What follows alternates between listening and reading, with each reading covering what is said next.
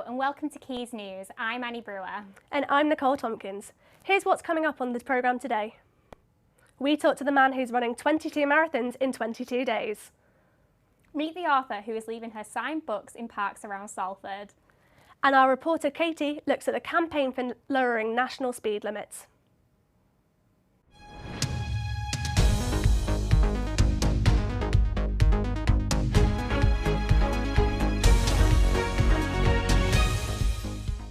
Manchester United are taking no chances with security ahead of upcoming home matches. After the game with Liverpool was called off over fan protests, security is tight at Old Trafford ahead of the rescheduled match tonight. Fergus Adderley has been at the stadium today to find out more.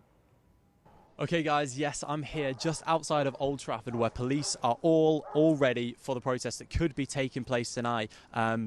Purely because it's one of the biggest games of the season. Manchester United taking on Liverpool. This game was rescheduled because of a few weeks ago after protests took place outside here where fans actually managed to get inside of the stadium. So it seems to me that they're taking all precautions they can to ensure that nobody can get into the stadium. Now, this all took place because Manchester United aren't liking the way that their club is being ran by the Glazer family. The Super League drama that took place where teams wanted to break away from the English football and go into their own league, where essentially it was called a money scheme.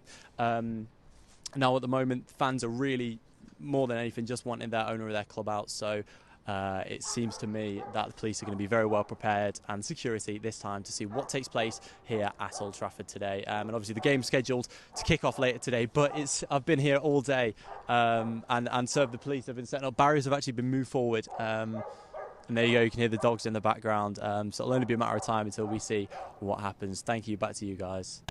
On the 17th of May, next Monday, marks the start of Road Safety Week, which takes place every 2 years. People from countries all over the world are coming together to try and get speed limits in urban areas lowered from 30 to 20 miles per hour. Katie Parry finds out just how important lower speed limits are. If you've walked or driven near a school before, you're probably no stranger to signs like these. Or these. And what about speed bumps? All are put in place to try and get drivers to reduce their speed in areas where pedestrians meet vehicle, usually from the default 30 miles per hour to 20 miles per hour. But how much change can a 10 mile per hour difference make? It's a lot. So the difference is in the distance a 20 mile an hour car can stop, right? A 30 mile an hour car is still traveling at a speed which will hurt somebody severely. At 30 miles an hour, you're going to carry on traveling 50% further than you would at 20. Rod King set up the organisation 20's Plenty for Us back in 2007. Since then, over 500 local campaigns have emerged to try and get their hometown speed limit lowered. As of this year, the Welsh Government say they are going to start implementing 20 mile per hour speed limits in built-up areas. But why won't everyone else follow suit? That is the trigger for getting a 30 mile an hour limit, is that you actually have street lighting. And that is the standard across the whole of the UK at the moment. Wales hasn't done it. Wales is committed to it. And then if you want a different speed for that, the local authority has to create a traffic regulation order which changes the speed from the national norm. Do you think that the UK will ever, get to a time when everywhere, all residential streets are 20 miles per hour? Yes, it will be very much a norm, right? That 20 mile an hour is what we have wherever we would expect to find people crossing the road. Let's look at some other stories hitting the headlines. Scientists are concerned about the Indian coronavirus variant as cases continue to rise and say it is being carefully watched. The government is anxious about the new strain and ruling nothing out in response, the Prime Minister has said. Travel firms such as TUI and Virgin Holidays have been warned they must be ready to refund consumers if foreign holidays are cancelled by the coronavirus pandemic this summer. The Competition and Markets Authority said it had reminded package holiday firms of their legal obligations. A 13-year-old girl was robbed and sexually assaulted as she made her way to school yesterday at Peel Park. The offender is said to have stolen her mobile phone before fleeing towards Chapel Street. Greater Manchester Police said the girl was left unhurt but left shaken, adding it was a deeply concerning incident by an unknown man with sinister intentions. No arrests have been made yet, and investigators are appealing to anyone with information to contact them.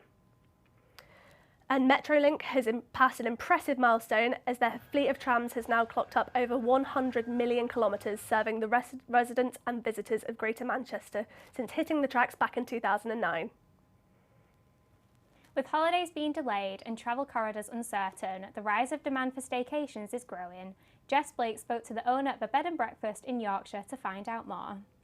Unfortunately, you may not be seeing these sites just quite yet, but not all hope is lost for holidays this year with the rise in staycations. According to Accumulate Capital, 73% of Brits have said that they will choose a holiday in the UK rather than abroad, even after coronavirus travel restrictions are lifted. The Queen's Arms in Lytton have faced a sudden change in pace from a year without guests to a fully booked summer of them. Just the level of telephone calls, the interest in booking rooms, it's definitely gone from 0 to 100 overnight. Literally the phone is just ringing constantly for rooms for this year, for table bookings outside and inside. So yeah, I think confidence is definitely coming back. 71% of Brits intend to plan a UK holiday in the summer of 2021 and 2022, suggesting that staycations aren't just a short-term solution to the pandemic. So we think the upturn in demand for holidays in this country will definitely continue well into next year. We're already taking bookings for next summer, and we're pretty much full for the rest of this summer and into winter. Just proving that staycations in places like this are on the rise and will definitely make a very welcome change of scenery this summer. With lockdown forcing many people to find a new career, it's allowed a local woman to live out her dream. Jake Penkerton finds out more. As I reached the living room, there was carnage. Ralph, our border cross collie dog, was racing around with bits of chewed up paper hanging out of his mouth. With COVID causing her princess party business to close, Leanne was able to fulfil her lifelong dream, being an author. So I thought, well, this is a good time as any to give the writing my best shot. I just realised how much I loved writing and creating my own world. It was just great, and it kind of went from there. So could you tell me a little bit about the story and sort of your inspiration behind it? So it's called Tommy's Unstoppable Gran and the Magic Potion. So the story is centred around Tommy is a 10-year-old boy who lives with his gran and his mum. They come across a book one day that turns out to have magic qualities, and Gran makes the magic potion. She saves the Queen's dogs from being kidnapped, and she stops a bank robbery. In a bid to raise awareness, Leanne has been creating packages containing her book for children to find in the parks around Salford. I'm dropping off some packs today because the sun's finally out, so I'm at 3 packs. These are in the Eccles area. This is Eccles Centre Park. Here we are. So we've got three packs today. We've also just done Winton Park and Goddy's Park, which is otherwise known as Godfrey Ehrman's Park. So, what are in these packs? It's got a letter in it, the book that I've signed with a little message, a bookmark, some of Tommy's favourite biscuits, which are Jammy Dodgers, so there's a little mini pack of those. With a slew of 5-star Amazon reviews, Leanne now has plans to bring out a follow-up book. So it's definitely going to be a bigger story, a bit more adventure, but still centred around Gran and Tommy. For now, the children of Salford anticipate what's next for Tommy and Gran. Tommy and Gran? Jake Penkerton, Quays Get him News. quick, he's got my... While some people have been using lockdown to improve their fitness with home workouts, Nicole spoke to someone who's taken the phrase jog on to a whole new level.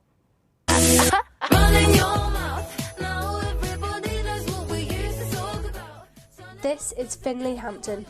He's a 24-year-old public health student, a freelance speaker, and is currently running 22 marathons in 22 days. You heard me right. 22 marathons in 22 days. What inspired you to start this challenge? So essentially, at the start of the first lockdown, March 2020, I just started running loads of marathons, more out of just being a bit inquisitive, see how far I could go, and hopefully just trying to inspire other people to move. a year later, so I picked a date on the 24th of April and just basically said, if anyone runs a marathon on the 24th of April this year, I will basically run one for you in return. And it turned out that 22 people did it. So therefore I had to run 22. And basically I was on 78 marathons already. 22 made it to 100. So I thought, well, I guess I'll just try and do the road to 100 marathons. And yeah, here we are. Do you ever sort of around halfway, a quarter of the way, do you feel like you want to give up? I always get that feeling of I've got to stop now, but I've always...